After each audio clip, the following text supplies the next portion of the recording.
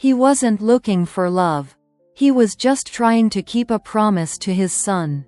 A Sunday morning. A petting zoo. A woman who loves animals. A man afraid to open his heart again. And a little boy whose laughter changes everything. This is a story about loss and hope.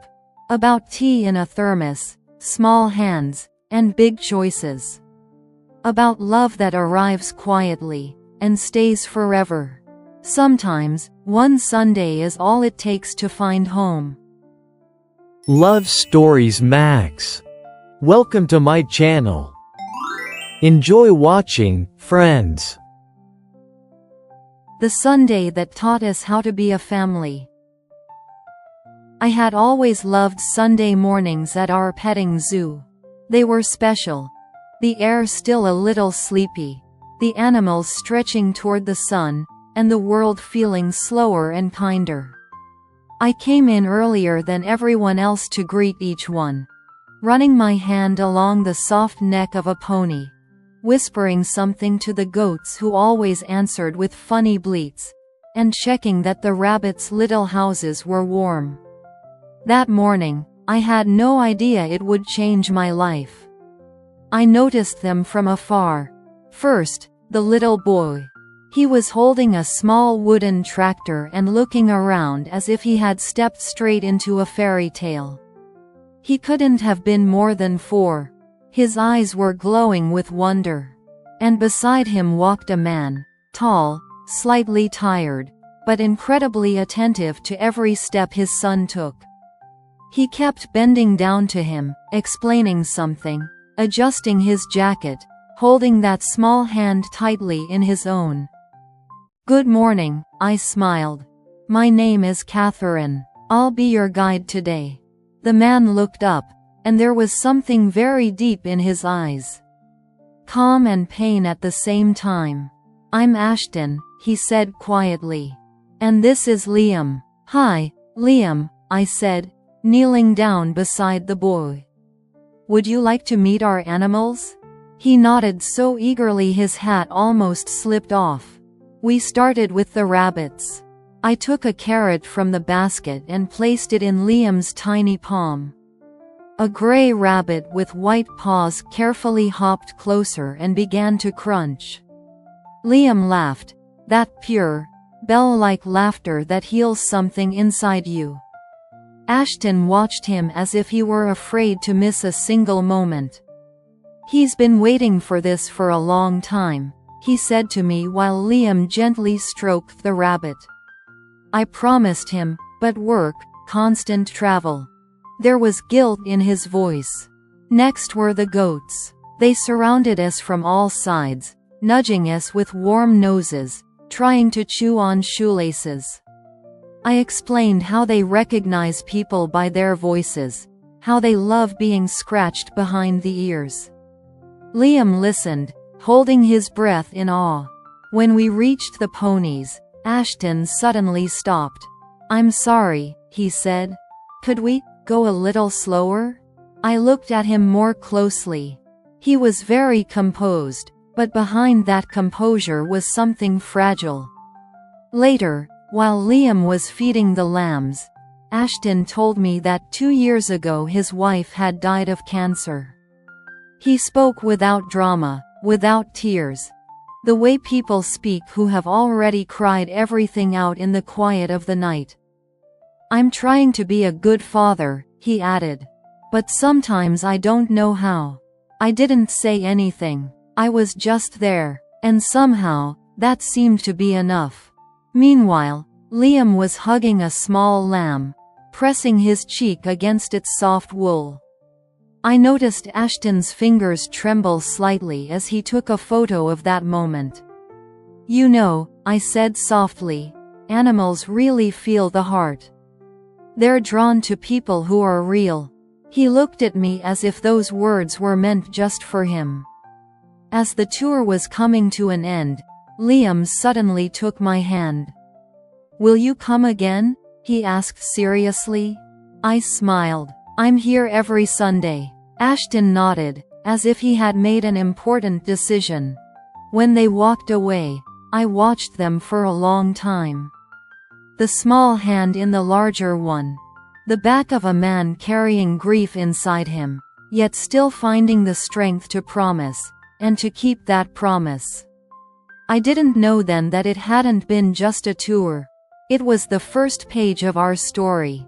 And it began with a Sunday morning, the scent of hay, and a child's laughter that taught one man how to breathe again, and one woman how to wait with hope. The following Sunday, I arrived early again. Sundays had somehow become different for me, as if I were waiting for something, without quite admitting it to myself.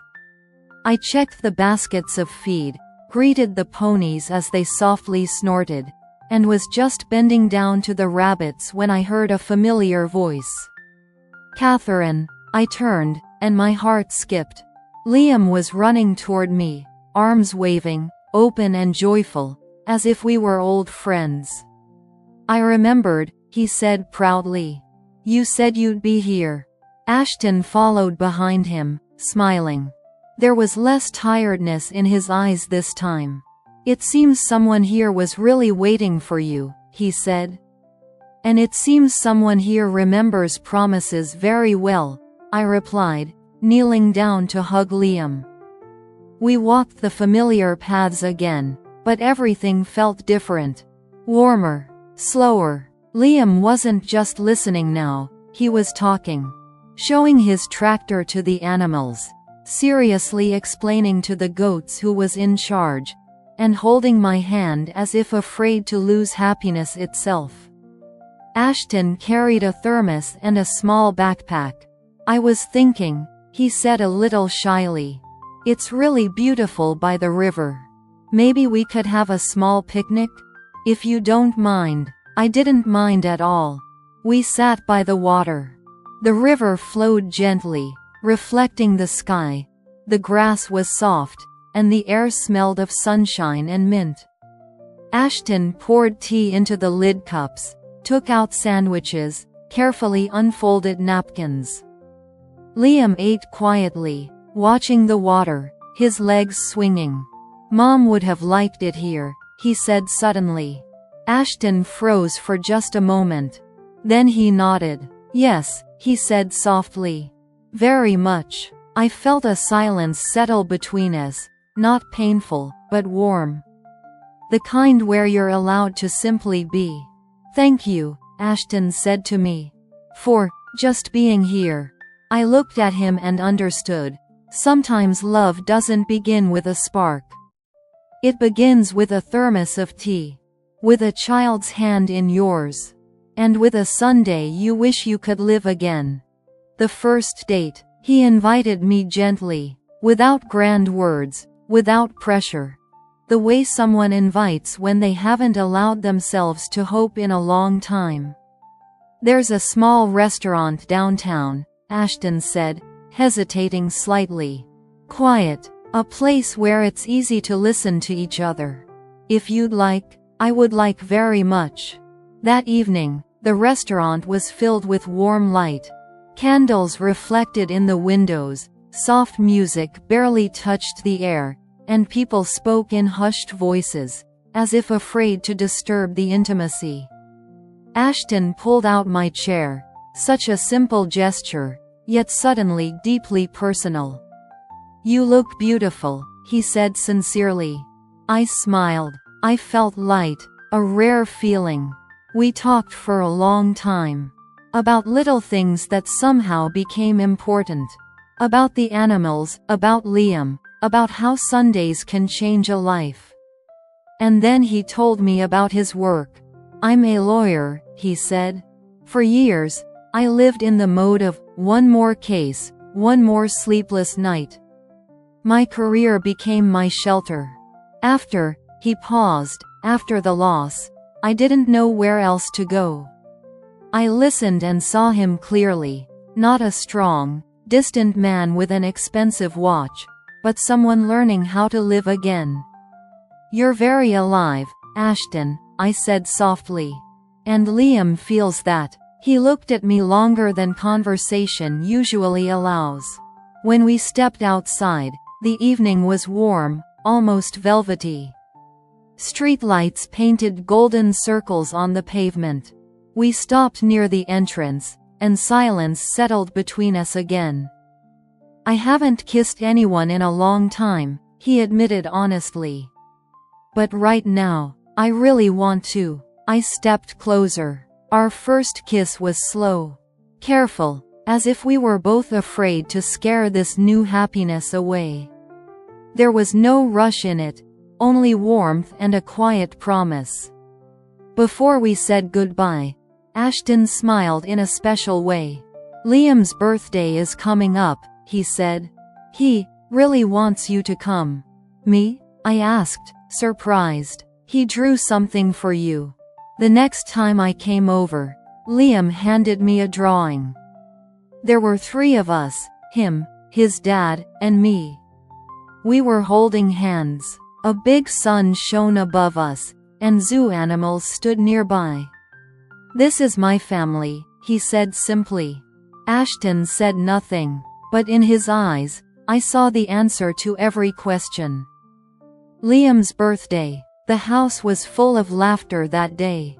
The air rang with children's voices, balloons swayed from the ceiling, and kids ran through the yard with painted faces.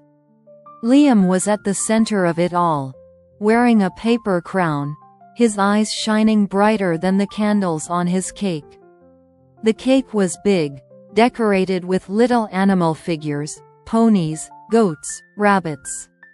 Liam had chosen them himself and proudly explained to every guest who was who.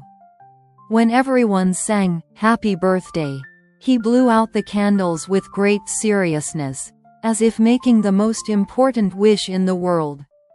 Ashton stood a little to the side, but I could see it, he was happy. Not loudly, but deeply. He watched his son as if, for the first time in a long while, he allowed himself to believe that joy could stay. Late that evening, the house finally grew quiet. The guests had left, balloons slowly sank toward the floor, and Liam fell asleep hugging his new stuffed bear. We stepped out onto the terrace. The rocking chairs creaked softly, the night was warm, and the stars felt close. "I'm afraid," Ashton said after a long pause. "Afraid of losing again. Afraid I won't be able to protect. Afraid that if I let myself be happy, it will disappear." I moved closer and wrapped my arms around him. No words. Just enough for him to feel he wasn't alone. "Fear doesn't mean weakness," I whispered. "It means you're alive, and that you care." I kissed him, slowly, gently, like a promise. That night, there was no rush. No fear. Only warmth, quiet, and 2 people allowing themselves to trust. It wasn't about passion, it was about home. And from that night on, everything changed forever. A year passed. A year in which Sundays became a tradition, tea became a ritual, and home became a place without painful silence, only peaceful quiet.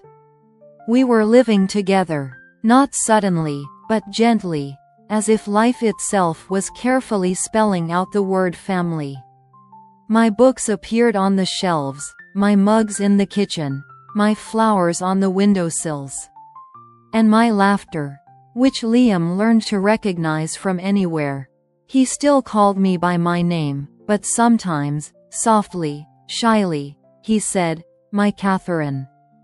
And one night, as I tucked him into bed, he whispered, "You won't leave, will you?" I kissed his forehead. "I'm here," I said. "And I'm staying." Ashton changed. He was still a lawyer, strong, composed, respected. But now he learned how to come home on time. How to put his phone away. How to smile not only with his eyes. In the evenings, he often sat on the terrace in the rocking chair, holding a cup of tea, simply watching Liam and me draw with chalk on the path. "I didn't even know life could be like this," he told me once. "Without constant fear." New traditions filled our home. Shared breakfasts with pancakes. Walks to the zoo, where Liam proudly said, "This is where Dad met Catherine." Drawings on the fridge. Always 3 people holding hands. At night, when Liam was asleep, we sat close together, without words, but with a sense of completeness. Our love was quiet. It didn't need proof. It simply existed, like home, like breathing, like a light in the window. One Sunday morning, we returned to the zoo again. The same one. The ponies recognized us, the goats ran to greet us, and Liam laughed just as he had a year before. Ashton took my hand. "Thank you," he said. "For us." I smiled. Because sometimes the most beautiful stories don't begin with grand words. They begin with a Sunday. And they last a lifetime.